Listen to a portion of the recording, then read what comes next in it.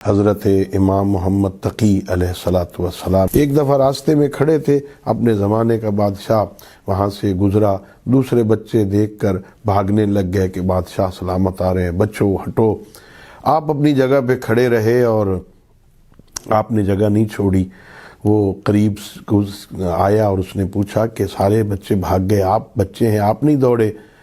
تو آپ نے بڑا منطقی جواب دیا، کہا پہلی بات تو یہ ہے کہ وہ راستہ وسیع ہے، میں بادشاہ کے گزرنے سے مانے نہیں ہوں تو کیوں کر بھاگوں گا، اور نہ میں نے کوئی جرم کیا ہے کہ میں دیکھ کر بھاگ جاؤں، مجھے بھاگنے کی ضرورت نہیں ہے۔ آپ بچوں کے ساتھ کھیل نہیں رہے کہ ہم کھیلنے کے لیے دنیا میں نہیں آئے ہیں۔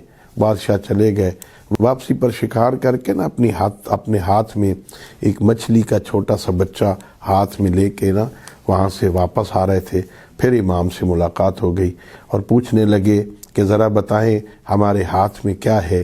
تو میرے امام نے مسکرا کے کہا، دنیا کے بادشاہ بھی عجیب ہیں، اپنے ساتھیوں کے ساتھ نکلتے ہیں، سکھائے ہوئے باز کو بھیجتے ہیں، وہ مچھلی کا ایک بچہ پکڑ کے لے آتا ہے، اسے اپنے ہاتھ میں مٹھی میں بند کر کے ہمارا امتحان لیتے ہیں کہ بتاؤ اس میں کیا ہے۔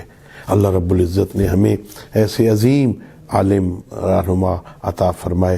اللہ رب العزت ہم سب کو ان ائمہ ہدیٰ علیہم الصلوۃ والسلام کی اطاعت کرنے کی، ان کے فرامین پر عمل کرنے کی توفیق عطا فرمائے۔